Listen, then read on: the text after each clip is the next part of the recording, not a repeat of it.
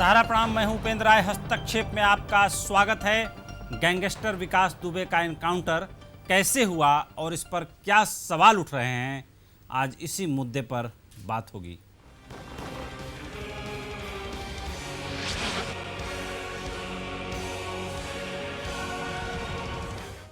तो गैंगस्टर विकास दुबे का अंत हो ही गया, लेकिन जाते जाते सिस्टम पर कई सवाल छोड़ गया।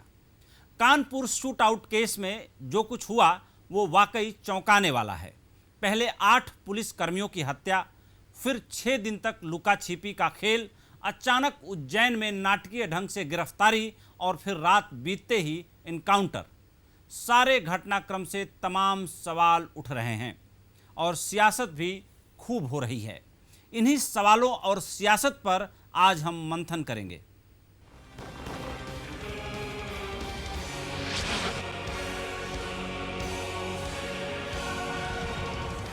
कानपुर के बिकरू गांव में 2 जुलाई की रात गैंगस्टर विकास दुबे की गैंग ने 8 पुलिस वालों को गोलियों से भून दिया था। अगली सुबह से ही यूपी पुलिस विकास गैंग के सफाये में जुट गई। सरगना विकास दुबे 3 राज्यों की पुलिस को चकमा देकर यूपी से हरियाणा और फिर राजस्थान होते हुए मध्य प्रदेश पहुंच गया। सरेंडर के अंदाज में उज्जैन के महाकाल मंदिर से गुरुवार को विकास की गिरफ्तारी हुई। यूपी एसटीएफ की टीम उसे कानपुर ले जा रही थी, लेकिन रास्ते में विकास का वही अंजाम हुआ जिसके डर से वो कानपुर से भागकर उज्जैन पहुंचा था।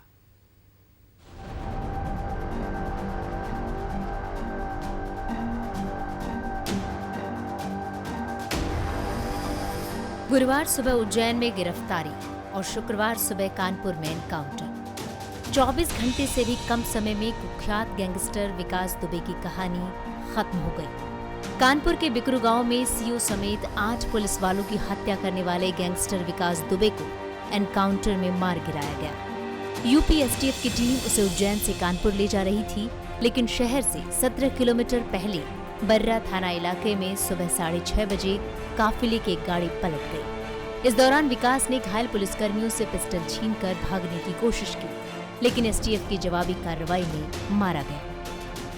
मैं इतना कंफर्म कर रहा हूं कि विकास दुबे ये अपराधी मारा गया है। पुलिस एनकाउंटर में ये मार गिराया गया है। विकास दुबे नाटकीय अंदाज में उज्जैन से गिरफ्तार होता है और उससे भी ज्यादा नाटकीय तरीके से कानपुर में एनकाउंटर में मारा जाता है। यूपी एसटीएफ विकास दुबे को सड़क मार्ग से लेकर निकली तो मीडिया की कई गाड़ियां एसटीएफ के काफिले के पीछे थी। रास्ते में तेज बारिश हो रही थी। मध्य प्रदेश में हाईवे पर एक ढाबे पर एसटीएफ की टीम ने खाना भी खाया। रात करीब 2:15 बजे झांसी बॉर्डर पर एसटीएफ की टीम ने मीडिया के लोगों को उसके काफिले से अलग करने की कोशिश की, लेकिन मीडिया कर्मी नहीं माने। सुबह 6 बजे के आसपास कानपुर देहात के 12 टोल प्लाजा पर एसटीएफ का काफिला आगे निकल गया, लेकिन काफिले के पीछे चल रहे मीडिया कर्मियों की गाड़ी को संचेरी थाना की पुलिस ने रोक दिया। काफिले के रोके जाने पर मीडिया कर्मी पुलिस से बहस कर ही रहे थे कि करीब 15 मिनट बाद सूचना आती है कि विकास दुबे को ले जा रही एसटीएफ की गाड़ी पलट गई है। स्थानीय लोगों के मुताबिक उन्होंने कोई एक्सीडेंट तो नहीं देखा, लेकिन फायरिंग की आवाज जरूर सुनी। मैं लोगों ने आवाज सुनी है, वो गोलियों की सुनी थी। अच्छा जी। तो और गाड़ी का एक्सीडेंट भी हुआ है क्या? गाड़ी का कोई एक्सीडेंट वगैरह नहीं हुआ। आप जब आ रहे थे तो आपने किस चीज की आवाज सुनी? हम लोगों ने खाली गोलियों की आवाज सुनी थी और जब हम लोग देखने आ रहे थे तो पुलिस वालों ने हम लोगों को भगा दिया था। पुलिस के मुताबिक विकास ने गाड़ी पलटने के बाद जवानों से पिस्टल छीनकर उन पर हमला करने की कोशिश की, जिसमें 4 पुलिसकर्मी जख्मी हो गए। लेकिन पुलिस की जवाबी कार्रवाई में 3 गोली उसकी छाती में और 1 गोली बाह में लगी। इसके बाद उसे अस्पताल ले जाया गया, जहां डॉक्टरों ने उसे मृत घोषित कर दिया। 3 हमारे पास एक्सीडेंटल आए हैं, रमाकांत, पंकज और प्रदीप। तीनों का 2 का भी हम सीटी करवा रहे हैं। मल्टीपल इंजरी है, लेकिन ऐसा नहीं, खतरे से बाहर है और वाइटल मेंटेन कर रहे हैं। वाइटल उनका बीपी डाउन था। अभी डॉक्टर ने जो ट्रीटमेंट दिया मैंने देख लिया है। देखने के बाद हम उनको वाइटल मेंटेन कर, अभी सीटी जरूर थी तो हमने सीटी ले करवाया 2 को। जख्मी पुलिसकर्मियों की हालत खतरे से बाहर है। कानपुर पुलिस शूटआउट केस में पिछले 8 दिनों में मुख्य आरोपी विकास दुबे समेत 6 अपराधी मारे जा चुके हैं, जबकि 7 लोगों को पुलिस ने जेल भेजा है। 12 वांटेड अपराधी अब भी फरार हैं। इस अभियोग में टोटल 21 अभियुक्त नामजद थे तथा 60 से लेकर 70 लोग अन्य अभियुक्त थे, जिसमें से अब तक 3 लोग गिरफ्तार किए जा चुके हैं, 6 अभियुक्त मारे जा चुके हैं। 120B के अंतर्गत 7 लोगों की गिरफ्तारी हो करके जेल भेजा गया है तथा अभी भी 12 इनामिया बदमाश अभी भी वांछित चल रहे हैं। बिकरू कांड में 3 दिन में चौथा और 8 दिन में छठा एनकाउंटर हुआ है। विकास दुबे से पहले गुरुवार को उसके करीबी प्रभात मिश्रा का कानपुर में और बरुआ दुबे का इटावा में एनकाउंटर हुआ था। इससे एक दिन पहले यानी बुधवार को विकास का राइट हैंड और शार्प शूटर अमर दुबे हमीरपुर में मारा गया। चारों के एनकाउंटर में लगभग एक जैसी थ्योरी सामने आई कि वो पुलिस पर हमला कर भागने की कोशिश कर रहे थे। इससे पहले 3 जुलाई को विकास के मामा प्रेम प्रकाश पांडे और सहयोगी अतुल दुबे भी एनकाउंटर में ही मारा गया था। ब्यूरो रिपोर्ट, सहारा समूह। कानपुर में 8 पुलिस कर्मियों की हत्या के जिम्मेदार विकास दुबे को 8 दिन बाद कानपुर में ही ढेर कर दिया गया। गुरुवार को उज्जैन के महाकाल मंदिर से गिरफ्तारी के बाद यूपी एसटीएफ उसे कानपुर ला रही थी, लेकिन 17 किलोमीटर पहले पुलिस की गाड़ी पलट गई और विकास ने एक जवान की पिस्टल छीनकर पुलिस की टीम पर फायरिंग कर दी और फिर जवाबी फायरिंग में वो गैंगस्टर मारा गया। एक तरफ इस गैंगस्टर के मारे जाने को पुलिस महकमे की सफलता माना जा रहा है, तो वहीं दूसरी तरफ राजनीतिक गलियारों में पुलिस का एक्शन सवालों के घेरे में है। कांग्रेस से लेकर तमाम विपक्षी दलों के नेताओं ने गैंगस्टर के इनकाउंटर पर गंभीर सवाल उठाए हैं।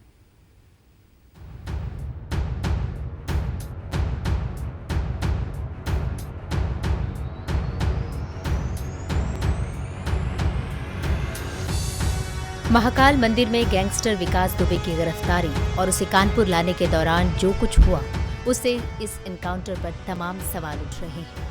कांग्रेस नेता राहुल गांधी ने विकास के एनकाउंटर को लेकर तंज कसते हुए शायराना अंदाज में कहा कि कई जवाबों से अच्छी है खामोशी उसकी, न जाने कितने सवालों की आबरू रखी। पार्टी की महासचिव प्रियंका गांधी ने भी एनकाउंटर पर सवाल उठाए और कहा कि अपराधी का अंत तो हो गया, लेकिन अपराध और उसको संरक्षण देने वाले लोग बच गए हैं। उन्होंने कानपुर पुलिस शूट आउट में नेता और अपराधियों की साठगांठ का आरोप लगाते हुए पूरे मामले की जांच सुप्रीम कोर्ट के मौजूदा जज से कराने की मांग की। विकास दुबे के एनकाउंटर के बाद जो 8 पुलिसकर्मी शहीद हुए हैं, उनके परिजनों को हम किस तरह से भरोसा दिला सकते हैं कि उनको न्याय मिल रहा है, कि उनकी शहादत व्यर्थ नहीं हुई। कांग्रेस पार्टी की ये मांग है कि सुप्रीम कोर्ट के सिटिंग जज, एक मौजूदा जज द्वारा एक न्यायिक जांच हो, जो पूरे कानपुर कांड का पूरी तरह से उसमें जांच करके जो असलियत है वो जनता के सामने रखे। बीएसपी सुप्रीमो मायावती ने भी ट्वीट कर कहा कि विकास दुबे को मध्य प्रदेश से कानपुर लाते समय पुलिस की गाड़ी पलटने और उसके भागने पर उसे मार गिराने के मामले की सुप्रीम कोर्ट की निगरानी में जांच होनी चाहिए। समाजवादी पार्टी के अध्यक्ष अखिलेश यादव ने भी इस एनकाउंटर पर सवाल उठाए। उन्होंने ट्विटर पर लिखा कि दरअसल गाड़ी नहीं पलटी, बल्कि सरकार पलटने से बचाई गई है। विकास दुबे जैसे अपराधी की सजा मौत होती है और मौत होनी भी चाहिए, लेकिन अब सरकार को बताना चाहिए कि जो विकास दुबे अपराधी की गाड़ी पलटी है, यह सरकार को, अपनी सरकार को पलटने से बचा लिया है। अब एसटीएफ को प्रेस कॉन्फ्रेंस करके साफ साफ बताना चाहिए कि आप 5-6 घंटे उसके साथ रहे, आपने पूछताछ की है, तो किन किन अधिकारियों का, किन किन नेताओं की, भारतीय जनता पार्टी का नेताओं का नाम लिया है। अब तक तो आप समाजवादी पार्टी पे आरोप लगा रहे थे, अब बताइए ना कि भारतीय जनता पार्टी के किन किन नेताओं को बचाने की कोशिश हो रही है और किन किन अधिकारियों को बचाने की कोशिश हो रही है, ये भी जनता जानना चाहती है। वहीं बीजेपी ने इस मुद्दे पर विपक्ष पर पलटवार करते हुए कहा कि जो लोग कल तक गैंगस्टर विकास दुबे की गिरफ्तारी को लेकर सवाल उठा रहे थे, वही अब उसकी मौत पर सवाल उठा रहे हैं। कानून ने अपना काम किया है। अफसोस और मातम की बात उन लोगों के लिए होगी जो लोग कल पकड़ लिया तो कह रहे थे कि जिंदा क्यों पकड़ लिया, आज मर गया तो कह रहे हैं कि मर कैसे गया, कई राज दफन हो गए। मध्य प्रदेश की पुलिस ने अपना काम किया, गिरफ्तार करके उत्तर प्रदेश पुलिस के हवाले कर दिया। विकास दुबे के एनकाउंटर पर शिवसेना भी बीजेपी के साथ खुलकर खड़ी है। पार्टी प्रवक्ता संजय राउत ने कहा है कि 8 पुलिसकर्मियों के हत्यारे के खिलाफ पुलिस एक्शन पर सवाल उठाना गलत है। वर्दी के ऊपर हमला करता है और 8 पुलिस वालों की जिस निर्घृणता से हत्या की जाती है उसे माफी नहीं है। उसमें कानून क्या करेगा वो आगे की बात है। अगर पुलिस के एनकाउंटर में ऐसी व्यक्ति मार गई है, उसको मार गिराया है, कि ऊपर प्रश्न चिन्ह खड़ा करना, उसका मनोबल गिराना, ये ठीक नहीं है। कानपुर में गैंगस्टर विकास दुबे के एनकाउंटर पर विपक्ष भले ही सवाल उठा रहा हो, लेकिन पुलिस का दावा है कि उसने भागने की कोशिश की और इस दौरान उसे गोली लगी। यूपी एसटीएफ ने बयान जारी कर कहा है कि कानपुर के संचेंडी थाना क्षेत्र के कन्हैया लाल अस्पताल के सामने अचानक गाय भैंसों का झुंड भागता हुआ सड़क पर आ गया और इन जानवरों को बचाने की कोशिश में पुलिस की वो गाड़ी पलट गई जिसमें विकास दुबे को लाया जा रहा था। हादसे की वजह से गाड़ी में बैठे पुलिसकर्मियों को गंभीर चोट लगी और विकास उनसे पिस्टल छीनकर भागने लगा। जब दूसरी गाड़ी में बैठे पुलिसकर्मियों ने उसे सरेंडर करने को कहा तो उसने पुलिस पर फायरिंग शुरू कर दी। इस दौरान जवाबी फायरिंग में विकास दुबे घायल हो गया और अस्पताल में मौत हो गई। ब्यूरो रिपोर्ट, सहारा समय। जाहिर सी बात है कि विकास दुबे के साथ जिस तेजी से घटनाक्रम घूमा है उसको लेकर के सवाल उठना लाजमी भी है। अब 8 पुलिस वालों की हत्या करने वाला विकास दुबे अगर पुलिस की गोली से मारा जाता है तो इसमें कोई हैरत की बात नहीं होनी चाहिए। लेकिन जिस तरीके से विकास दुबे यात्रा के दौरान एक राज्य की पुलिस से हैंडओवर लेकर के उत्तर प्रदेश पुलिस यानी मध्य प्रदेश पुलिस से हैंडओवर लेकर के पुलिस उसे सुरक्षित अदालत में पेश करने के लिए ले जा रही हो और रास्ते में कानपुर से 17 किलोमीटर पहले अगर गाय भैंसों के झुंड के सामने गाड़ी पलट जाए और विकास दुबे भागने लगे और भागने के दौरान पुलिस उसे इनकाउंटर में मार गिराए, जाहिर सी बात है कि वर्दी पर हमला बोलने वाले के साथ ऐसा ही कुछ होना चाहिए। इसमें किसी को कोई दो राय नहीं है। लेकिन कुछ पुलिस के अधिकारी, कुछ मीडिया के जो राष्ट्रीय चैनल हैं, जिन्होंने एक दिन पहले ही ये भविष्यवाणी कर दी थी कि अगर विकास दुबे के साथ कल क्या हो जाए, कल मारा जा सकता है, कल इनकाउंटर हो सकता है, जगह स्थान तय। भड़ास फॉर मीडिया पोर्टल पर एक चैनल के द्वारा दिखाए गए कुछ ग्लिम्सेज मैंने भी देखे, जिसमें ये साफ साफ ऐसा प्रतीत हो रहा था कि चैनल को कहीं ना कहीं इस बात का अंदेशा था कि विकास दुबे का इनकाउंटर हो सकता है। एक और चैनल की एक वरिष्ठ एंकर ने देर रात्रि ये कहा कि देखते रहिए, कल हो सकता है कि विकास दुबे जो है इनकाउंटर में मारा जाए।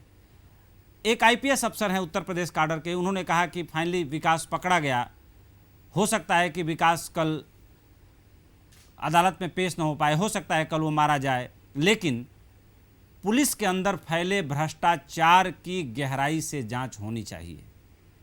जो लोग विकास दुबे को अपना आका, अपना खुदा मानकर पुलिस महकमे को जड़ से खोखला कर रहे थे या अभी भी कर रहे हैं, उनके ऊपर एक्शन क्या हुआ? क्या विनय तिवारी जैसे मन से अपराधियों की सज़ा इतनी है कि उन्हें सस्पेंड करके पुलिस गिरफ्तार कर ले, या इसके साथ साथ उनके ऊपर भी एक्शन होना चाहिए जो लोग लंबे समय से इन अपराधियों को पाल रहे हैं, पोस रहे हैं?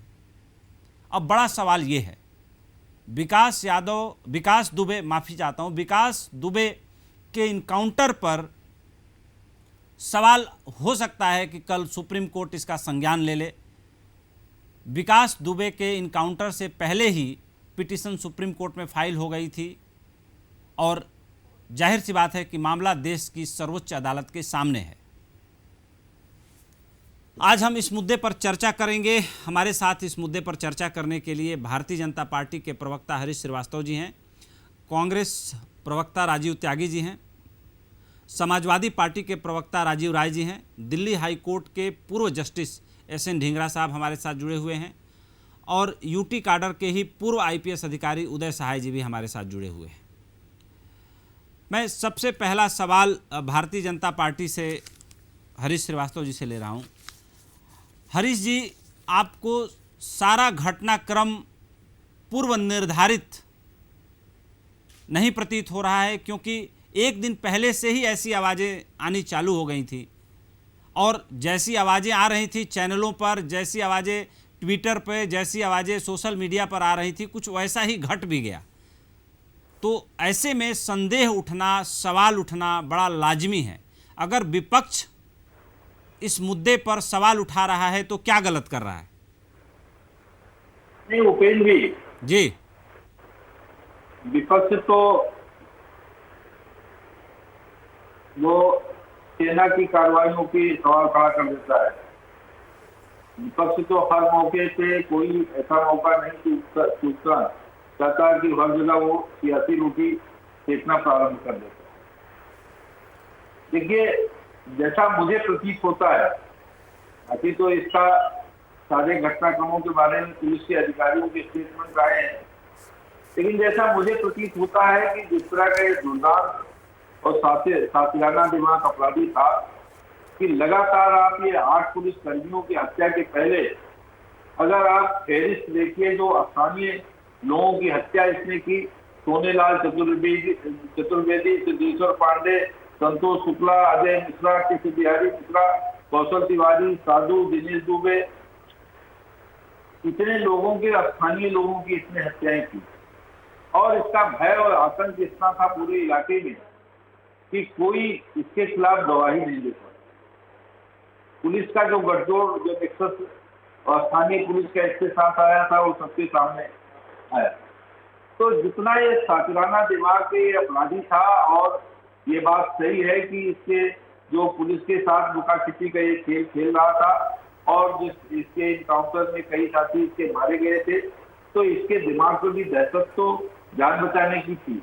और उसी को लेकर के महाकाल मंदिर में वहां इसने सरेंडर का एक नाटक किया। लेकिन ऐसा मुझे प्रतीत होता है कि इसको पुनः जब गाड़ी का एक्सीडेंट हुआ या इसको ऐसा भय या जो भी इसके दिमाग में हुआ हो कि ये पुनः पुलिस को चकमा देकर के भाग निकलने के का प्रयास किया और उसमें ये मारा गया। हरीश जी, सवाल विपक्ष ये उठा रहा है कि अगर विकास दुबे जिंदा होता, उसे अदालत में पेश किया गया होता, तो तमाम ऐसे सफ़ेद पोश लोगों का नाम वो उजागर करता जिन लोगों को बचाने के लिए विकास दुबे को पुलिस ने इनकाउंटर में मार दिया। विकास दुबे को इनकाउंटर से बचाया भी जा सकता था। देखिए, विपक्ष के जो सवाल हैं, आप ये बताइए कि 12 से 17 तक सपा सरकार रही, उसके पहले बसपा की सरकार रही। इन सरकारों के भी तमाम लोगों के नाम आए हैं सामने, उसके फोटो वगैरह वायरल हुए हैं। क्या इन सरकारों ने कभी इसके खिलाफ कोई कड़ी कार्रवाई की? 60 से 60 मुकदमों उसको जमानत मिलती रही। तो ये जो विपक्ष के सवाल हैं, जब ये सत्ता में सरकार में थे तब तो इनको इसका संरक्षण प्राप्त होता रहा। एक पार्टी ने जो टिकट दी उसको ऑफर कर दिया था। अब ये जो सवाल हैं, ये तो लोग खड़े करते रहे। कोई भी कार्य होता है तो विपक्ष उसके सकारात्मक पहलू को नहीं देखता। आज अगर आप उसके गांव बिकुरू के लोगों की अभिव्यक्ति सुनिए या जो पुलिस के लोग शहादत को प्राप्त हुए उनके परिजनों की अभिव्यक्ति सुनिए, तो बहुत सारे जो सिवली और बिकुरू के लोगों में एक सेंस रिलीफ उनको की अभिव्यक्ति उन्होंने की है। और जो भय और जो आतंक के साए जी रहे थे, उनको लगा कि इसकी ये इनकाउंटर में मारा गया, कम से कम वो आसानी से वहां से रह सकेंगे। जिस तरह का इसमें लोगों की प्रताड़ना कर रखी थी, जिस तरह से लोगों का अन्याय कर रहा था। हरीश जी, आप हमारे साथ जुड़े रहिए। सीधे चलते हैं समाजवादी पार्टी के प्रवक्ता राजीव राय जी के पास। भारतीय जनता पार्टी का कहना है कि विपक्ष सकारात्मक पहलू नहीं देखता। राजीव जी, आपका क्या मानना है? आपका सवाल इनकाउंटर पर है या अब जो हो गया उसकी गंभीर जांच होनी चाहिए, इस पर है? आपकी क्या मांग है? जो मैं कहना चाहता था, हरीश जी सीनियर आदमी, उन्होंने 2 बातें स्वीकार कर ली। अगर आपने ध्यान दिया होगा, एक तो उन्होंने नाटक या सच्चाई सरेंडर वाली बात स्वीकार कर ली कि सरेंडर किया था, और दूसरी हमारी ये बातें कह रहे हैं कि समाजवादी पार्टी अन्य पार्टी के नेताओं के साथ उसके फोटो है। तो मान्यवर, फोटो तो आपके पार्टी के मंत्रियों के साथ है, कानून मंत्री के साथ कानून का रखवालों की हत्या करने वाले हत्यारों का फोटो है। वीडियो में वो हत्यारा कह रहा है कि मेरे 2 विधायकों के साथ संबंध है, उन्होंने संरक्षण दिया। एक पॉकेटमार चोर उचक्के को अगर पकड़ा जाता है, पूछा जाता है, जज है हाई कोर्ट के, तो उससे भी पुलिस पूछताछ करती है, और ये दोनों विधायक कह रहे हैं कि हमसे तो किसी ने पूछा नहीं, पहली बात। दूसरी बात, जो नाटक किया या वो समर्पण किया, उसके बाद वहीं की पुलिस दिखाती है कि उसको बुलेट प्रूफ जैकेट पहनाया जाता है, ऐसे अपराधी को हाथ पैर बांध कर लाया जाता है, ऐसे अपराधी साइड सिक्योरिटी में होता है, वो भागता है, भागने के बाद इतनी सारी पुलिस है, उसको पैर में भी गोली मार सकती थी, लॉकडाउन का नाटक किया जाता है। ये तमाम जो इस बात के सबूत है कि उसको इसलिए मारा गया कि उस हत्यारा तो मारा गया, हत्यारों के जो सरदार संरक्षक सत्ता में बैठे हुए जो हत्यारों को संरक्षण देते हैं, हत्यारों को पैदा करते हैं, उनकी कलई न खुल जाए। चीफ सेक्रेटरी के रिश्तेदार इस हत्यारा का खजांची था, किसी ने पूछताछ किया? दोनों विधायकों से पूछताछ क्यों नहीं हुई? हम पहले दिन से मांग कर रहे हैं कि सीडीआर जारी कर दिया जाए, और हमारे पार्टी की हमारी सरकार के टाइम पर भी जारी कर दिया जाए, दूध के दूध पानी के पानी हो जाए। हर चैनलों पर इनके प्रवक्ता आते हैं, हर चैनलों पर मैं चुनौती देता हूं, एक बार भी स्वीकार नहीं करते। तो हरीश जी को मैं बड़े हैं प्रणाम करते हुए कहूंगा कि आप साधुवाद के पात्र है कि आपने स्वीकार किया कि समर्पण है, आपने फोटो वाली बात स्वीकार की, वीडियो की बात भी स्वीकार करेंगे, और ये इनकाउंटर है, बात सबूतों के साथ मैं आपको बता रहा हूँ। गोली सीने पर लगती है, अपराधी भाग रहा होता है, ये तो किसी ने सुना ही नहीं, आप पैर में मार सकते थे। 14 सिक्योरिटी वाले थे वहां, दौड़ा के उसको पकड़ लेते थे, लंगड़ा आदमी था, कुछ नहीं हुआ। तो हत्या में उसके एनकाउंटर में तो कुछ वहां नहीं है। सवाल ये है, ऐसे अपराधी को भूपेंद्र जी मौत से नीचे कोई सजा नहीं होनी चाहिए, उससे किसी को कोई सहानुभूति नहीं है, ऐसे लोग समाज के नाम पर कलंक है। सवाल ये है कि एक मोहरे को मारे जाने से क्या ये कलंक मिट जाएगा, क्या ये कोड खत्म हो जाएगा, या सत्ता में बैठे हुए संरक्षकों के नकाब जब तक नहीं उतरेंगे तब तक ऐसे अपराधियों पर लगाम नहीं जाएगा। क्योंकि इसका इतिहास है, 2001 में जब इनकी सरकार थी तो थाने में घुस के मारा, 2017 में इनकी सरकार आई तब इतना बड़ा बर्दाश्त किया, 3 साल से उसको टॉप 20 या टॉप 10 में भी नहीं मान रहे थे। तो आप तो सीनियर पत्रकार हैं, अपराधियों का हौसला कब बढ़ता है? जब उसको कहीं न कहीं से एहसास रहता है कि सत्ता से मुझे संरक्षण मिलेगा, जब नहीं मिलता है तो यही अपराधी चूहे की तरह भागते हैं। राजीव त्यागी जी हमारे साथ जुड़े हुए हैं, कांग्रेस पार्टी के वरिष्ठ प्रवक्ता हैं। राजीव जी, आपकी वरिष्ठ नेता प्रियंका गांधी ने ये मांग की कि एक सुप्रीम कोर्ट के सिटिंग जज की निगरानी में इसकी जांच होनी चाहिए। आपका क्या सवाल है? प्लान के तहत जिस तरीके से सवाल उठाया जा रहा है इस इनकाउंटर को लेकर के, विकास दुबे के सरेंडर को लेकर के, आप भी मानते हैं कि विकास दुबे को जो इनकाउंटर जो विकास दुबे का हुआ वो गलत है, प्लान के तहत हुआ, जानबूझ के मारा गया, या आपका सवाल और आपका आरोप कुछ और है? देखिए राय साहब, सबसे पहले तो हरीश श्रीवास्तव जी यहाँ बैठे हैं और भारतीय जनता पार्टी के वरिष्ठ नेता हैं और हमारे में सब में उम्र में बड़े हैं, तो मैं बहुत विनम्रता से 2-3 चीजें कहना चाहता हूँ। विकास दुबे का जो एनकाउंटर है या विकास दुबे का जो पूरा एक 30 साल का पूरा एक अपराध की दुनिया का जो वास्ता है उसको 3 शब्दों में 3 चीज में डिफाइन किया जाता है। पहला कोलैबोरेशन, दूसरा सी क्राइम और तीसरा सी करप्शन। तो कोलैबोरेशन उसका रिश्ता दूसरे राज्य से सत्ता में बैठे हुए नेताओं से रहा, जिसमें विशेष रूप से भारतीय जनता पार्टी के नेता कर रहे, क्योंकि उसने खुद ही वीडियो पे कबूल करने का काम किया कि भारतीय जनता पार्टी के शीर्ष नेतृत्व से लेकर प्रदेश के और बाकी सब नेताओं से उसके व्यक्तिगत संबंध रहे हैं और कुछ अधिकारियों से उसके भी बहुत अच्छे संबंध रहे। तो हमारा कहना यह है कि इस पहलू में 4 विषय हैं। देखिए, अगर सिटिंग सुप्रीम कोर्ट के जस्टिस से इसकी जो जांच होगी तो चारों पहलू दूध के दूध पानी का पानी हो जाएगा। पहला कि विकास को संरक्षण कौन देता था, विकास दुबे को संरक्षण देने वाले कौन राजनेता थे, कौन अधिकारी थे, क्योंकि शहीदों की आत्मा को शांति जब ही मिलेगी जब वो संरक्षण देने वाले बेनकाब होंगे। दूसरा इसमें बहुत स्पष्ट है कि एनकाउंटर जिस तरह से किया गया तो विकास दुबे का जो एनकाउंटर है उसमें 4-5 चीजें मैं कहना चाहता हूँ। पहली चीज तो ये कि मुद्दा व्यक्ति अपने आप अपने कपड़े बदलता है और बिना कीचड़ में सड़े कपड़े जाकर के अस्पताल उसको पुलिस वाले ले जाते हैं। दूसरा ये है कि लंगड़ा व्यक्ति, लंगड़ा अपराधी गाड़ी से निकलता है, भाग करके क्या नाम उसका पुलिस से आगे आगे हो जाता है। तीसरा ये कि पुलिस के पास इतने बढ़िया हथियार थे उत्तर प्रदेश की कि वो गोली चलाती है, गोली चला करके गोली विकास से आगे निकल करके ठीक उसके सीने में लग जाती है। चौथी भी की बात यह है कि विकास और उसके साथ जितने पुलिस वाले बैठे हुए थे वो चलती हुई सफारी से निकल करके एक्सयूवी पहुंच जाते हैं। ये कैसे संभव हुआ, किस तरह संभव हुआ, एक्सयूवी कैसे पलट गई? महिंद्रा को भी ये जवाब देना चाहिए कि उसकी एक्सयूवी 300 कैसे पलट गई जरा सी बरसात में। तो निश्चित रूप से अगर एक्सयूवी से पलट रही है तो लोगों की जान से खिलवाड़ हो रहा है। चौथी चीज में बहुत महत्वपूर्ण कहना चाहता हूं, यह श्रीवास्तव साहब से 3 प्रश्न है, बड़े छोटे छोटे प्रश्न है। पहला प्रश्न ये है कि सूबे पे 60 अपराध के मुकदमे थे, तो उसकी निश्चित रूप से पहले 25 में उसका नाम 2017 से लेकर 2020 तक। दूसरा प्रश्न बहुत स्पष्ट है कि मीडिया को विकास के साथ आने के लिए क्यों रोका गया, और तीसरा प्रश्न बहुत स्पष्ट है कि कॉल डिटेल्स को सार्वजनिक करने में क्या दिक्कत है भारतीय जनता पार्टी के नेताओं को। और चौथा प्रश्न बहुत स्पष्ट है, चौथा प्रश्न भी है कि चौथा प्रश्न बहुत स्पष्ट है कि क्या उस सीईओ साहब को, शहादत को आप सम्मान करेंगे जिस सीईओ ने चिट्ठी लिखी थी और ये कहा था शहीद सीईओ ने कि पुलिस महकमे में बहुत सारे अधिकारी विकास दुबे से मिले हुए हैं, वो चिट्ठी कहाँ गायब होगी? और अनंत देव को आपने एसटीएफ में कैसे रख लिया? वो अनंत देव जो व्यक्ति के नाम से कुल मिलाकर उस चिट्ठी को गायब करने वाला एसएसपी हुआ करता है। राजीव जी, आप हमारे साथ जुड़े रहिए, सीधे चलते हैं। हमारे साथ रिटायर्ड जस्टिस एसएन ढींगरा साहब जुड़े हुए हैं।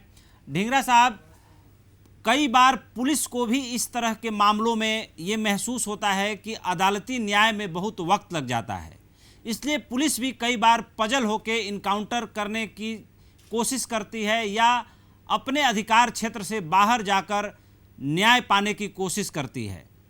इस तरह के इनकाउंटर पर अदालत स्वतः संज्ञान पहले भी लेती रही है और अदालत के पास अधिकार है कि स्व मोटो संज्ञान लेकर के तमाम मामलों की जांच करवा सकती है। ऐसे में इस इनकाउंटर के बारे में आप क्या कहना चाहेंगे और आपका क्या विचार है कि यह इनकाउंटर कितना जायज है और कितना नाजायज है? देखिए, किसी भी एनकाउंटर को जायज़ और नाजायज़ की दृष्टि से आप देखेंगे तो आपको कोई भी एनकाउंटर को जायज़ नहीं कहा जा सकता, लेकिन हमें एनकाउंटर की मजबूरी देखनी होती है। एनकाउंटर विकास दुबे कोई पहली बार तो नहीं पकड़ा गया, या उसका ये पहला अपराध तो नहीं था, ये उसका 100वां या 150वां अपराध था। वो पता नहीं कितनी हत्याएं कर चुका था, और थाने में जाकर के एक मंत्री की हत्या की, और थाने का कोई भी आदमी जाके गवाही देके राजी नहीं था कि ये विकास दुबे ने हत्या की। ऐसा दुर्दांत अपराधी जिसके नाम से लोग डरते हों, उसको अदालत में सज़ा मिलना बहुत मुश्किल होता है, नहीं वो असंभव सा होता है। और अगर कभी पुलिस या कोई गवाह हिम्मत करके गवाही दे भी दे, तो भी मैंने ये देखा है कि अदालतें उन गवाहों को मानती नहीं हैं, या तो उन्हें खुद अपना डर होता है या किसी प्रकार का दबाव होता है। देखिए, मेरे पास केस आया था टाडा का, जिसमें दाऊद इब्राहिम के कुछ गुर्गों को उस समय के भारत के बिजली मंत्री कल्पनाथ राय ने अपने गेस्ट हाउस के अंदर ठहराया था। उसके ऊपर टाडा का केस चला, सारा कुछ लिखित साक्ष्य थे, गेस्ट हाउस में ठहराने के भी साक्ष्य थे, रजिस्टर था जहां उनके हस्ताक्षर थे, उनका बिल खुद मंत्री की स्तुति से सरकार की तरफ से दिया गया था। इतना सब होने पर भी मेरे सज़ा देने के बाद वो उच्चतम न्यायालय से छूट गया था। तो सफ़ेद पोशों को कौन सज़ा देता है, ये मैंने आज तक नहीं देखा। और यहाँ जो आप कह रहे हैं कि सफ़ेद पोशों का भंडा फूट जा, और बहुत अपराधी हैं, विकास दुबे कोई अकेला तो है नहीं। भारत के अंदर कम से कम 10,000 विकास दुबे भरे पड़े हैं। किसी को पकड़ लीजिए, वो सब सफ़ेद पोशों का कच्चा चिट्ठा आपको बता देगा। पहले भी जो अदालतों में मुकदमे चलते रहे हैं सफ़ेद पोशों के खिलाफ, कितने सफ़ेद पोशों को आप अंदर कर सके हैं। बिना सफ़ेद पोशों का और अपराधियों के गठजोड़ के भारत की राजनीति चलती नहीं है। एक हवाला जैन केस था, शायद आपको याद हो। बिल्कुल याद है, विनीत नारायण जी ने उसमें बहुत बड़ा रोल निभाया था और उन्होंने करीब 29 मंत्री उसमें चार्जशीट हुए थे और सबको जमानत लेनी पड़ी थी। उसमें जैन साहब के एक डायरी थी जी। डायरी के अंदर बहुत से नाम शॉर्ट में लिखे हुए थे और उसमें एक नाम शरद यादव जी का भी था जी। शरद यादव जी ने टीवी के अंदर खुलेआम कहा था कि हाँ हमने 3 करोड़ लिए थे। क्या हुआ? सफ़ेद पोशी को वो मुकदमा अदालत में भी था, कौन से सफ़ेद पोश को आपने अंदर भेज दिया? अदालत ने वो डायरी मानने से इनकार कर दिया, जबकि उस डायरी के आधार पर ही वो मुकदमा दर्ज हुआ था। तो सर आप कौन से सिस्टम में आप रह रहे हैं, कौन सी दुनिया में रह रहे हैं आप लोग कि आप सोचते हैं कि अदालत में जाएगा तो न्याय हो जाएगा। इसलिए पुलिस के पास ऐसे दुर्दांत अपराधियों को सिवाय खुद न्याय देने के और मारने के कोई चारा नहीं रहता। और विकास यादव पहला नहीं है, ये न पहला है न आखिरी होगा। अगर सुधारना है तो अपने आप को सुधारिए, सच बोलने की हिम्मत रखिए। आपका अगर ये विकास दुबे मान लीजिए पूरे बता देता कि मैंने किस किस के साथ मेरी सांठगांठ थी, सिवाय 10 दिन चैनलों के ऊपर एक मसालेदार खबर के अलावा कुछ नहीं होना था। अब भी विकास दुबे की ये खबर जो है थोड़े दिन चलेगी, चैनल चलाएंगे और चैनल भी अपने उसके लिए चलाते हो। आप लोगों को और दुर्दांत अपराधी नहीं दिखते जो आज भी खुले छूट रहे हैं और जो गरीब आदमी, जो आम बिजनेसमैन को रंगदारी लेते हैं, उनसे पैसे देते हैं, उनको अब भी हैं। विकास दुबे कोई खत्म नहीं हो गया, विकास दुबे जिंदा है। ढींगरा साहब, एक बात तो इससे साफ हो रही है कि अगर आप जैसा नफीस जज अगर विकास दुबे के इनकाउंटर को जायज ठहराता है तो जाहिर सी बात है कि एक व्यवस्था है कि अपराधी चाहे जितना बड़ा हो, सजा उसे कोई व्यक्ति न दे, अदालत दे, कानूनी प्रक्रिया के तहत सजा हो। अगर इस तरह से होने लगे फिर तो अदालत के होने का कोई मतलब ही नहीं रह जाएगा और कानून पर से जो भरोसा उठ जाएगा। कॉमन से कॉमन आदमी कहता है कि मैं तुम्हें अदालत में देख लूँगा, कोर्ट में देख लूँगा। फिर वो जो कोर्ट की बात है, इस कहानी को अगर आगे बढ़ाया जाए, इस किस्से को आगे बढ़ाया जाए तो इस किस्से में से कोर्ट गायब होता है। नहीं, कोर्ट तो है कहाँ? यासीन मलिक जो है, आपने वो टेररिस्ट है, उसके खिलाफ कितने मुकदमे चले, कोई गवाह सामने नहीं आया। कोर्ट ने क्या कर लिया? कोर्ट सर्कमस्टांशियल एविडेंस को इंपॉर्टेंस ही नहीं देता। लेकिन अगर सख्त आपके यहाँ जी यूपी के अंदर और बिहार, जी सर, यूपी के अंदर और बिहार के अंदर ऐसे विकास दुबे भरे पड़े हैं। मैं खुद अपने के बताता हूँ अनुभव, जिसके अंदर दिल्ली की पुलिस ने आपके एक अपराधी को किडनैपिंग के केस में पकड़ा, उसके खिलाफ उसने अगले दिन जाके गवाह को धमकाया, गवाह ने उसको आइडेंटिफाई करने से मना कर दिया, जबकि वो रंगे हाथों पकड़ा गया था उसके साथ। सर, आपने बहुत अच्छा सवाल उठाया कि फोरेंसिक एविडेंस और सरकमटेंशियल एविडेंस पर अदालतें निर्णय नहीं कर पाती या अदालतें उस एविडेंस को एप्रिशिएट नहीं करती। आखिर जब देखा जाए दुनिया की अदालतों में सरकमटेंशियल एविडेंस की, फोरेंसिक एविडेंस की बहुत वैल्यू होती है। तो आपको नहीं लगता कि हमारी अदालतों को और ज़्यादा प्रूडेंट होने की, बुद्धिमान होने की और ज़्यादा अपग्रेड होने की ज़रूरत है? निश्चित रूप से हमारे स्पेशलाइजेशन की ज़रूरत है। हमारे यहाँ किसी को भी क्रिमिनल कोर्ट दे देते हैं। आप टैक्स के वकील हो, आपको हाई कोर्ट का जज बना दिया, अगले दिन आपको क्रिमिनल कोर्ट दे दिया। आपको क्रिमिनल लॉ का ABC नहीं पता और क्रिमिनल ट्रायल को आप कर रहे हैं। आप इसी प्रकार जब इस तरह की अदालतें होंगी तो किसको सज़ा मिलेगी? हमारे यहाँ सज़ा मिलती है वो जो 500 रुपये चुराता है, 1000 रुपये चुराता है, 2000 रुपये चुराता है। करोड़ों रुपए चुराने वालों को सज़ा नहीं मिलती।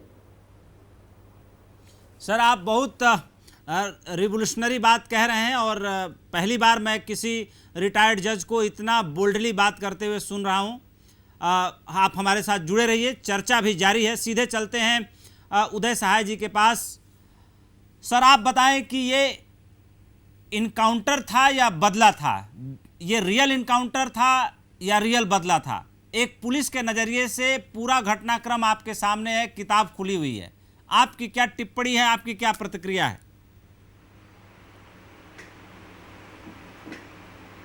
मेरे ख्याल से ये इनकाउंटर था अनलेस प्रूव्ड अदरवाइज, क्योंकि एक ऐसा अपराधी जिस पर 60 मामले दर्ज थे, संगीन मामले, और अंतिम राउंड में उसने 8 पुलिस वालों को, पुलिस ऑफिसर्स और जवानों को मारा, तो उसका पाप का घड़ा फूट चुका था और वो खुद ही मौत के मुंह में महाकाल भी चला गया। और उसके बाद भी उसका मन नहीं भरा और रास्ते में जो उसने किया, जो कि हमें ऑफिशियली रिपोर्ट हुआ है, उसका यही अंत होना था। तो हम कैसे मान लें कि ये इनकाउंटर नहीं था? केवल शक और शुबह पे जब वो लोगों को मार रहा था तब ये शक और शुबह का सवाल कोई नहीं खड़ा करता था।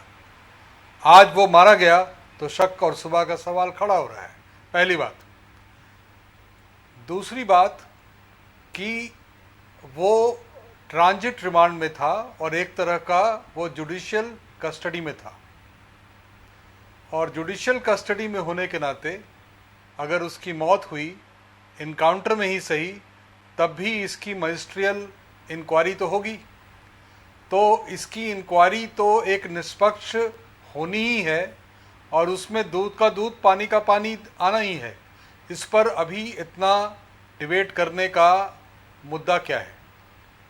हाँ, पूरा का पूरा मामला सामने आए लोगों के, इसके लिए वो एक प्राइम अक्यूज जरूर था, लेकिन एक और अंतिम अक्यूज नहीं था। उसमें कई अक्यूज हैं और कुछ लोग मारे जा चुके हैं, कुछ लोग गिरफ्तार किए जाएंगे, और आई एम श्योर अगर वो विल होगा पुलिस को तो पूरी कहानी निकालने में सारे पर्दे अभी नहीं गिरे हैं। अभी एक पर्दा गिरा है और वो भी उसकी अपनी करनी से, लेकिन बाकी जो पर्दे हैं अभी खुलने बाकी हैं और जांच में वो पर्दे आएंगे। जहां तक इस इनकाउंटर का सवाल है, मजिस्ट्रेट की इंक्वायरी में बात सामने आ ही जाएगी, वो डिबेट का बहुत इशू नहीं है। बाकी जो उसके अपराधी मामले हैं वो आई एम श्योर आने वाले दिनों में यूपी पुलिस उसको एक अंजाम देगी। उदय जी, असली सवाल ये है कि जिस तरीके से विकास दुबे जैसे अपराधी ऑपरेट कर रहे थे, जिसमें संख्या आ रही करीब 200 से 250 पुलिस वाले सीधे विकास दुबे से जुड़े हुए थे, और उसमें से अभी सिर्फ 2 पुलिस वाले गिरफ्तार हुए हैं जो प्रत्यक्ष रूप से नंगे हो गए अपनी कारगुजारियों के कारण, विनय तिवारी और के शर्मा। विनय तिवारी एसओ थे चौबेपुर थाने के और के शर्मा बीट प्रभारी थे।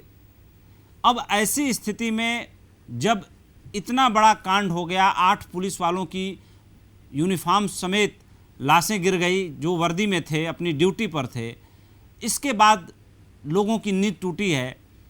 क्या करना चाहिए पुलिस को? आपको नहीं लगता कि जितने लोगों के साथ विकास दुबे की लगातार बातचीत हो रही थी, लगातार वो उसके संपर्क सूत्र की तरह काम कर रहे थे, उनके ऊपर कठोर से कठोर कार्रवाई होनी चाहिए या उनकी सेवाएं समाप्त करके उनको भी जेल भेजा जाना चाहिए? बिल्कुल, इसमें शक और शुबा क्या है?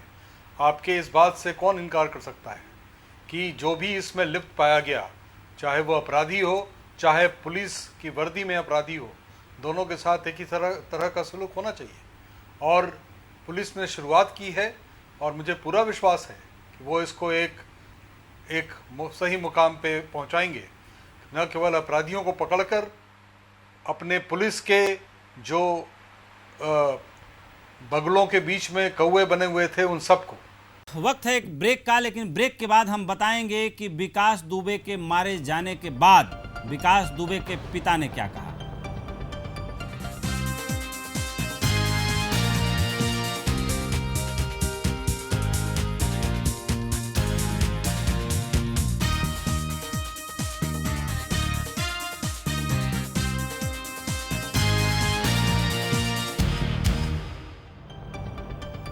ब्रेक के बाद आप सभी का स्वागत है। आगे बढ़ रहे हैं। विकास दुबे के पिता ने कहा है कि वे उसके अंतिम संस्कार में नहीं जाएंगे। आइए सुनते हैं विकास के पिता क्या बोल रहे हैं। आपके पहले कुछ लोग आए थे, उन्होंने कहा कि आपका लड़का मार दिया गया है, तो हमने कहा ठीक किया गया।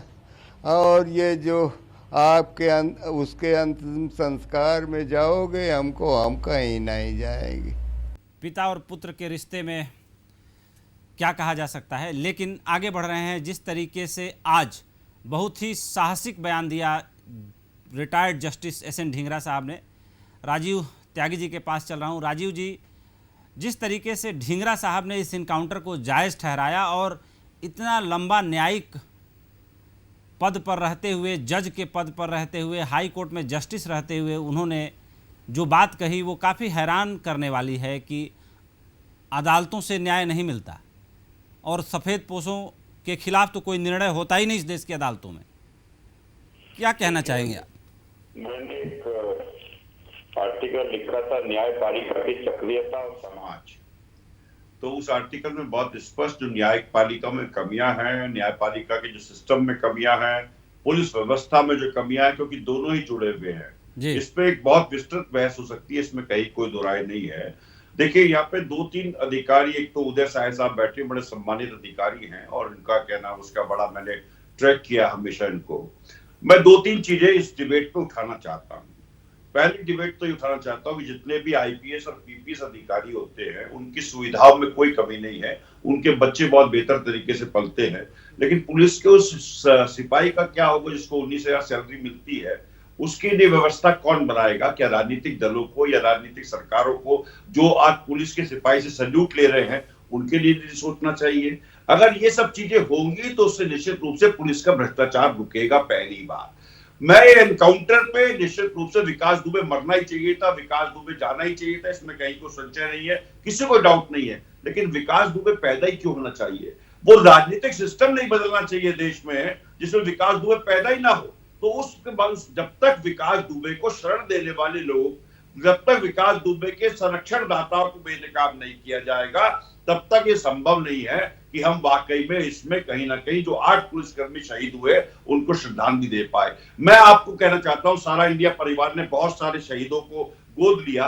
क्या विकास दुबे के मामले में जो 8 पुलिस वाले शहीद हुए हैं, उनको सहायता राशि कम से कम 1 करोड़ रुपए की प्रत्येक परिवार वाले को नहीं मिलनी चाहिए? क्या सरकार को नहीं देनी चाहिए? सरकार को निश्चित रूप से देनी चाहिए। तीसरी व्यवस्था भी यहाँ आती है कि पुलिस की जो व्यवस्था है पूरी जो जस्टिस ढींगरा ने भी बात कही है, तो उसमें मैं पूछना चाहता हूं राय साहब कि ये बताए मुझे, पुलिस का कोई अधिकारी बताए कि जब पुलिस का एक सिपाही एक सम्मानित नागरिक को, एक कानून पसंद नागरिक को, एक सामान्य नागरिक को, एक भोले भाले नागरिक की टोपी उछालता है और उससे बदतमीजी करता है, भोले भाले नौजवान छात्रों की स्कूटर मोटरसाइकिल रोक करके उनसे वसूली करने का काम करता है, तो पुलिस की छवि कैसे बेहतर हो सकती है? इन सब विषयों पे निश्चित रूप से सुप्रीम कोर्ट के वर्तमान जस्टिस यदि जांच करेंगे तो संरक्षण दाता भी एक्सपोज होंगे, पुलिस की व्यवस्था भी निश्चित रूप से सुधरेगी, पुलिस को जो संरक्षणदाता है वो भी एक्सपोज होंगे और एक बेहतर व्यवस्था की तरफ समाज बढ़ेगा। समाज को बेहतर करने के जरूरी ये है कि विकास दुबे पैदा ही ना हो,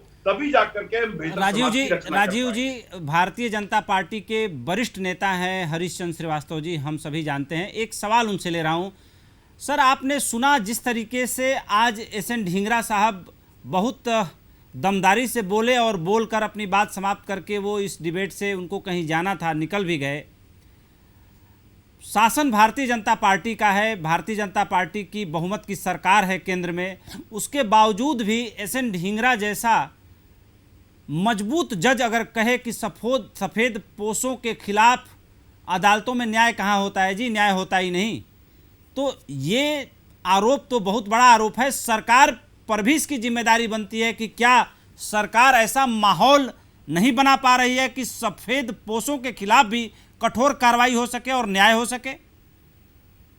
नहीं उपेंद्र जी, एक तो कांग्रेस और सपा के लोग जो सवाल खड़ा कर रहे थे जी, उन सवालों का जो आदरणीय जस्टिस ढींगरा जी ने जो बातें कही और उदय साहब ने जो बातें कही, उसमें इन लोगों को जवाब मिल गया होगा। लेकिन मैं 2-3 बातें आपके चैनल के माध्यम से कहना चाहता हूँ जी। देखिए, एक तो जो क्रिमिनल जस्टिस सिस्टम है, इसमें जो खामियां हैं निश्चित रूप से दूर होनी चाहिए ताकि क्रिमिनल्स को सजा मिल सके। और दूसरी बात, कांग्रेस के नेतृत्व जो सवाल राजीव त्यागी जी खड़ा कर रहे थे और सपा के राय साहब ने जो बात सवाल कहे, उत्तर प्रदेश को अगर आप ले लीजिए तो कांग्रेस ही वो पार्टी है जिसने चुन चुन करके पूर्वांचल के अपराधियों को माननीय बनाना शुरू किया। अगर आप 10, 20, 25, 30 साल पहले के इतिहास में जाए तो कांग्रेस पार्टी है कि जब 70 के दशक में और 80 के दशक में इन लोगों ने चुन चुन करके अपराधियों को माननीय बनाना शुरू किया था। और समाजवादी पार्टी ने सबसे ज्यादा अगर इस माफिया कल्चर को, इन गुंडों को, बदमाशों को सबसे ज्यादा खाद पानी देने का काम किया, सबसे ज्यादा संरक्षण देने का काम किया तो समाजवादी पार्टी है। इनको तो कोई नैतिक हक नहीं कि कोई सवाल खड़ा करें। मैं आपको बताता हूं कि आज जो समाजवादी पार्टी के संरक्षक है, सम्मानीय नेता है, लेकिन उन्होंने भी एक हत्या के अपराधी को अपनी, जब वो मुख्यमंत्री थे, अपनी कार में बैठा करके विधानसभा ले गए थे ताकि वो गिरफ्तार होने से बच जाए। तो ये जो लोग जो सवाल खड़ा कर रहे थे, इन सबको अपने अपने दामन में झांकने की जरूरत है कि जब उनकी सरकारें थी तो उन्होंने क्या किया था। और ये विकास दुबे को अगर ये 12 से 17 के बीच समाजवादी पार्टी किसी तरह के इसको दंडित नहीं करा पाई तो सवाल किससे था? बसपा अगर इसको दंडित नहीं करा पाई और उसको टिकट भी ऑफर चुनाव लड़ने कर रही थी तो सवाल किससे था? और अगर समाजवादी पार्टी ने जिला पंचायत सदस्य का चुनाव की पत्नी को लड़ाया, उसको सक्रिय सदस्य बनाया, समाजवादी पार्टी बुलेटिन का आजीवन सदस्य बनाया, तो सवाल किससे? शिव कुमार बेरिया जो उनके कैबिनेट मिनिस्टर हैं, उनके साथ घूमता है, उनके विधायकों से और इसके गैंग के लोग समाजवादी पार्टी के नेताओं से। हरीश जी, समय की सीमा आगे बढ़ती जा रही है। राजीव राय जी से मैं सवाल ले रहा हूं। सीधे सीधे हरीश चंद्र श्रीवास्तव जी ने आरोप लगाया कि समाजवादी पार्टी का तो मुंह ही नहीं है कि वो विकास दुबे के इनकाउंटर पर सवाल करे। क्या कहना चाहेंगे राजीव जी? वो हमारे बुजुर्ग हैं, मैं उनके मर्यादा के खिलाफ कोई सवाल नहीं कहूंगा। मैं ये जानना चाहता हूं कि उनका मुंह कहां से हो गया। जिन आपराधिक धाराओं वालों ने 114 लोगों ने अपने एफिडेविट में लिख कर दिया कि उनके संगीन उनके ऊपर आरोप है, उनको इन्होंने माननीय बना दिया, उनको सांसद, विधायक और मंत्री बना दिया। आज के तारीख में समाजवादी पार्टी, कांग्रेस नहीं, एडीआर की रिपोर्ट बोलती है, इनके माननीय लोगों का एफिडेविट बोलता है कि वो क्रिमिनल है, उनके ऊपर संगीन अपराधी हैं। तो ये आप शुभ तो शुभ चलनियों बोले, ये कब आप आईना देखेंगे? सीधी सीधी बात है। मैं जवाब दें कि ये सबसे पहले अगर किसी और के ऊपर उंगली उठाते हैं तो ये माफी मांगे कि सारे अपराधियों को इन्होंने अपने सदन में विधायक और मंत्री बनाकर बैठा है। मेरा आरोप नहीं है। आप आदरणीय हरीश श्रीवास्तव जी अगली बार जब ये आरोप लगाइएगा तो एडीआर की रिपोर्ट देख लीजिएगा और फिर मुझे उम्मीद है कि आपके वरिष्ठतम में आपकी आत्मा अलाउ नहीं करेगी कि किसी और के ऊपर उंगली उठाएं। सारे अपराधी आपके साथ हैं। आप हमारे पूर्व मंत्रियों की बात कर रहे हैं, वर्तमान कानून मंत्री के साथ उसका फोटो आ रहा है, आपके विधायकों का वीडियो में आ रहा है। आप एक बार भी नहीं बोला जाता। जो बच्चे आ रहे हैं चैनलों पर, उनसे तो उम्मीद करता था, आपसे उम्मीद नहीं थी। भारतीय जनता पार्टी का संस्कार है और इस संस्कार से पीड़ित आप भी हो गए हैं। राजीव जी, समय की सीमा काफ़ी आगे बढ़ रही है और हमें अपने प्रोग्राम में आगे भी बढ़ना है। यहीं पर मैं अपने सभी मेहमानों को दिल की गहराइयों से धन्यवाद करता हूं। आगे बढ़ रहे हैं। प्रधानमंत्री नरेंद्र मोदी ने आज मध्य प्रदेश के रीवा में एशिया के सबसे बड़े सौर ऊर्जा प्लांट का लोकार्पण किया। इस दौरान मौजूद एमपी के सीएम शिवराज सिंह चौहान ने प्रधानमंत्री को मैन ऑफ आइडियाज बताया। कार्यक्रम में केंद्रीय ऊर्जा मंत्री आरके सिंह, ग्रामीण विकास मंत्री श्री नरेंद्र सिंह तोमर, धर्मेंद्र प्रधान, थावरचंद गहलोत, प्रहलाद पटेल भी मौजूद थे। इस प्लांट की क्षमता 750 मेगावाट है, जिसमें 3 इकाइयां 250 मेगावाट की हैं। परियोजना से दिल्ली मेट्रो को 24% बिजली प्राप्त होगी तथा शेष 76% मध्य प्रदेश की विद्युत वितरण कंपनियों को मिलेगा। लोकार्पण समारोह में प्रधानमंत्री वीडियो कॉन्फ्रेंसिंग के जरिए जुड़े थे। इस दौरान उन्होंने कहा कि राज्य में 3 परियोजनाओं पर काम चल रहा है। इन परियोजनाओं से बिजली का उत्पादन नेशनल ग्रिड से होगा। इनसे उत्पादित बिजली रेलवे सहित अन्य राज्यों को दी जाएगी। प्रधानमंत्री ने कहा कि जब हम प्लांट का वीडियो आसमान से देखते हैं तो लगता है कि हजारों सोलर पैनल फसल जैसे लहरा रहे हैं। आज भारत सौर ऊर्जा के मामले में टॉप के देशों में शामिल हो चुका है। बिजली की जरूरत देखते हुए सौर ऊर्जा जरूरी है। सरकार इसे विस्तार दे रही है। पीएम ने कहा कि आत्मनिर्भर भारत बनने के लिए इकोनॉमी जरूरी पक्ष है और इस पर मंथन होता है कि अर्थव्यवस्था की सोचें या फिर पर्यावरण का ध्यान रखें। लेकिन भारत ने दिखाया कि हम दोनों को एक साथ ध्यान रख सकते हैं।